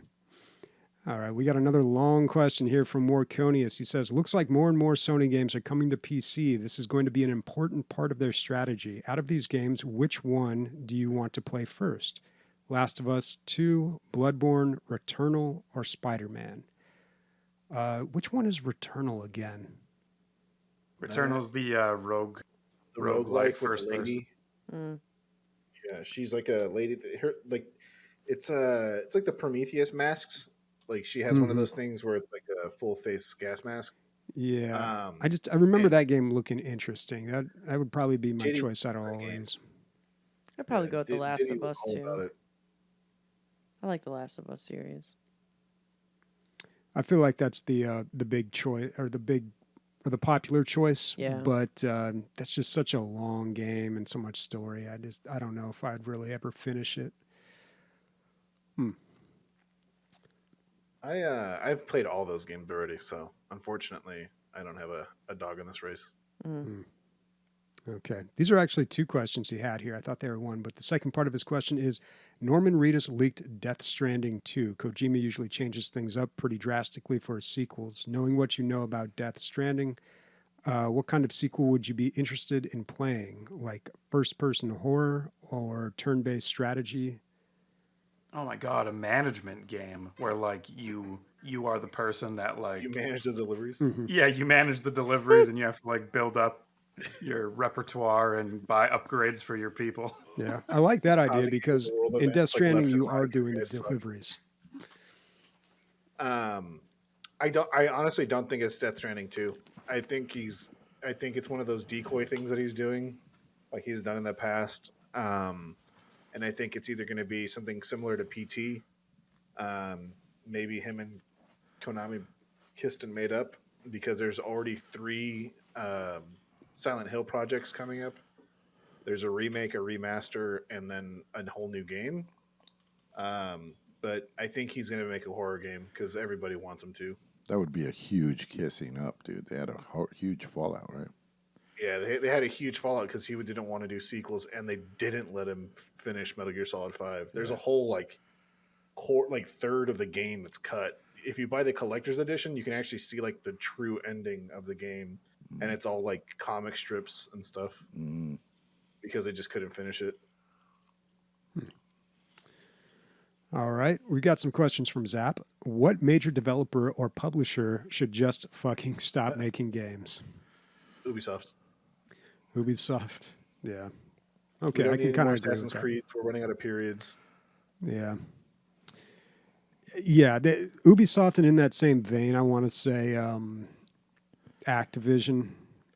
Yeah, please. I mean, I know they're not releasing one every year. This next one, they're taking a 2-year break, but it's just like we don't need any more Call of Duties. They're remaking the old ones. It's just, but then again, I don't play those games. If there's people out there that enjoy them, and I'm sure there are, then why not? But I literally have no interest. People say like, oh, there's a new Call of Duty, and I'm just like, I kind of want to say Blizzard, and I know it sounds like They need to start making games. yeah, it seems very like rough thing to say, especially since my buddy Chad works there. But it's worse when somebody or something great was great and then is slowly dying, or like not didn't go out with a bang. It's just puttering out little by little. It's sadder and worse. It feels terrible. It's like a fighter coming back in his 50s, and it's just a sad thing to watch. I hope maybe I'll be eating my words, and I love whatever else they make next, but it doesn't seem like things are headed that way. WoW 2. Yeah. Well, I mean, we already kind of know what they're working on. They've got Overwatch WoW 2. expansions, the new Overwatch game, which is not. You mean the same shit? Yeah. Yeah. I mean, they're just. I feel like they're trying to maintain the games that they already have, except Heroes of the Storm, but they're just trying to keep everything that they have going, and maybe they're not really focusing on making anything new, but I don't know. You never know with them. Plus, they got other stuff going on, too. Yeah. We're talking about how Blizzard should stop making games. Yeah. Yep. That's what my vote would be as well. Yeah. I mean, they really haven't made much, though. I mean, it was... it's been 6 years since Overwatch. How crazy is that? What's older? But Hearthstone's older, right? Yeah. Mm-hmm. Yeah. Oh, yeah. All right. And Zap also asks, what's the worst meal you've ever had? Shark. In what I went to form? a seafood place when I was I didn't go. My parents took me to when I was like 10. And it was a place called the Market Broiler. And I learned something that if you do not boil shark in a base of a cooking liquid like milk or something, it tastes like straight piss. Yeah, because for those who don't know, a little scientific fact, sharks don't have swim bladders. They control how deep they go by their uric acid amount in their skin. Interesting. So, yeah, it's not good eating unless you have somebody who's very skilled at making it. Yeah, I've had shark, and there was it just tastes like some other fish. So mine was cooked right. Yours just wasn't cooked right. It sounds like. No, exactly. It's one of those things. If you do not boil it in a base for long enough, it just completely ruins the food. Man, I ate a lot of shark in Sea of Thieves. Your guys? I don't know.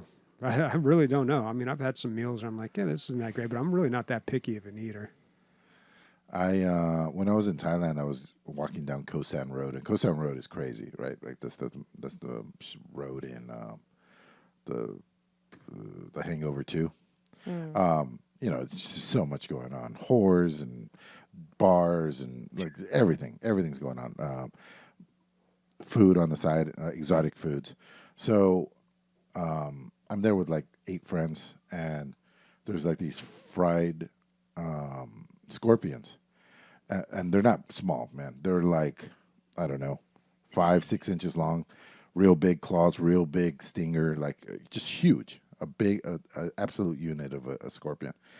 And they're crispy fried. So like I ate one, and it was fine. It didn't really taste like anything. It was crunchy, and I was like, oh yeah, whatever. And it grossed everybody out, and that's what I wanted. It was perfect.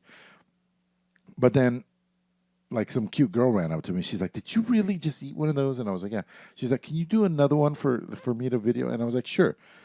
Halfway through the second one, man, it just, what I was doing just all came to me, and I really gushed in my mouth this time. Like all the chewy innards all kind of gushed into my throat, and halfway through, I really wanted to fucking throw up. Like, I was really close. If it wasn't if there wasn't an audience and all these people filming me, I probably would have fucking lost it. But I powered through. Yeah. Oof. Yeah, see? Yeah, that's wild. Yeah. Big They ol' got the little scorpion. snack size, and then they got the monsters. Your Yikes. appetizers and your entrees. Yeah, I think that's the exactly worst- what it looked like. The worst thing I've eaten is probably a century egg. They're kind of gross. What is it? Yeah, it's like an egg that they've, I think, cured For for like 100 years, oh my gosh. roughly. It's gross. It's like smells like rotted eggs. 100-year-old egg. That's yeah, gross. it's nasty. I didn't eat balut, but Should look it up. Yeah, I would not try balut because I hear that Yeah. that's awful Balut too. is delicious. What? Well, Yeah, it it's very good. somebody ate it in a room next to my office, and I couldn't get the smell out for almost a year. It was so bad. It's like a rotted. Ugh. Yeah, baby egg. Well, baby. Yeah, baby. It's a bird. fertilized egg. It's a fertilized egg, yeah, and in the late stages too. Jeez. Ugh. Ugh. Stop with the photos, Chris. Yeah. Chris can't take it anymore. So at Can't least believe you ate that, Nick. the century-old egg or the 100-year egg like isn't fertilized. It's just like a nasty-looking egg. It doesn't taste much better either. I don't know. I hear it's an acquired taste. I don't have the right acquisition, so I'm not a fan. I'd rather eat 10 balutes than one shark fin. All right. I don't know if I'd do that, but okay. All right. What's everybody playing next week? I really want to go back to Tomb Raider. I really What's want our to go game back of to the that. weeks next week? Yeah, because we V covered. Rising. We actually did it in one. No, it's not, Amanda.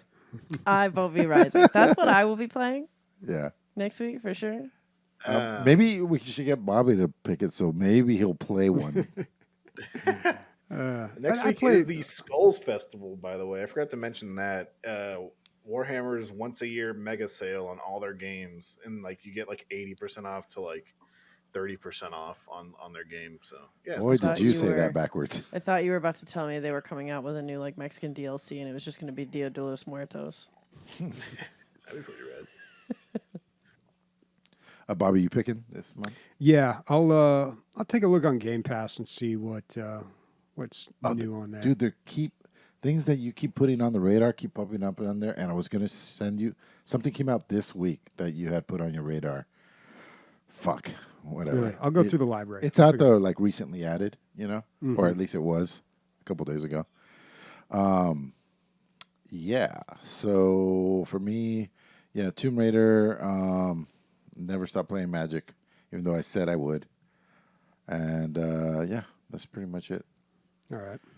All right, speaking for Nick, Chris, Rianne, just walking by, Amanda, and Bobby, Dia de los Muertos titties. Bye, everybody.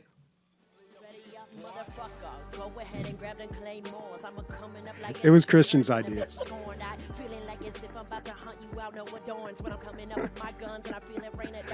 Anybody want to chime in for context? This is me. Dave's This is me fucking freestyling. bars, son. But what are you freestyling on? Are you talking about Warhammer? Sounds like you're talking about Warhammer. No, I'm talking about Call of Duty. Oh. Nice. Yeah, this is a nice little callback from last week when you were talking about being on SoundCloud. Christian went out and found that. It's good. Nice. You haven't been doing this in a while, huh? I haven't done it in a minute, no. Yeah. You took a So good. You took a yeah, it's good. You You need took to a go pro, dude. you took a heavy hit to your confidence when you kept losing the rap battle game on what do you call it? Yeah, you never recovered. You never recovered. Never. What is that Jackbox Party game? Yeah. Robot rap battles. I gotta be like really into a game Dude, to be able post to this rap on. about it. Can we post this on the Discord? Are we gonna Yeah. see the return of like DJ fucking MW like at DLG Con? Like, are we gonna hear some bars? Well, those were. Yeah, actually, maybe because there is gonna be a good enough of people I feel comfortable with. Because like when I go off of the dome, man, I have no idea what the fuck I'm gonna say. That's terrifying. That's like a hell of a That wasn't off the vulnerability. dome. That's a Yeah, talent that in is itself. off the Freestyle fucking is hard dome. as No way. fuck. I only do off the dome. I don't Oh, write shit at shit. all. I You didn't can't. write that? I didn't write that. No, I don't write anything. Yo. I don't write anything. But that's what I'm saying. Like, it's easy for me to do it when I'm in my own like little room where there's nobody there to watch me, and I can Jesus. just like let go and record it. But yeah. That's really good. That's Thanks, really man. good for you just fucking around. Yeah, I dude. go off Like, the fucking dome, but that's why I gotta be into it. I don't half-ass that shit. So it's like I gotta be really. So, but you know what though? Maybe V Rising. Like, that's, Yeah. that's enough fucking Yeah. content right there, Yeah. dude. Yeah. we could do another fun video if you made like custom rap lyrics. It doesn't have to be like a spoof of anything. It could just be like unoriginal. I'll we could try. post We'll if see. you want I'm that. rusty. If you want it. Yeah, I'll have We're to. about to I'll get a have to whole try. new It'll influx be of fans, rusty. man. We're about to get the rap Yeah. game in this bitch. Oh yeah. Yeah. Right now, while V Rising is hot, you could be a V Rising rap star. That'd be awesome. Yeah, because there's not enough content about vampires out there. And then we'd get I we'd ain't get never heard the no rap about vampires, man. we'd get the days bump.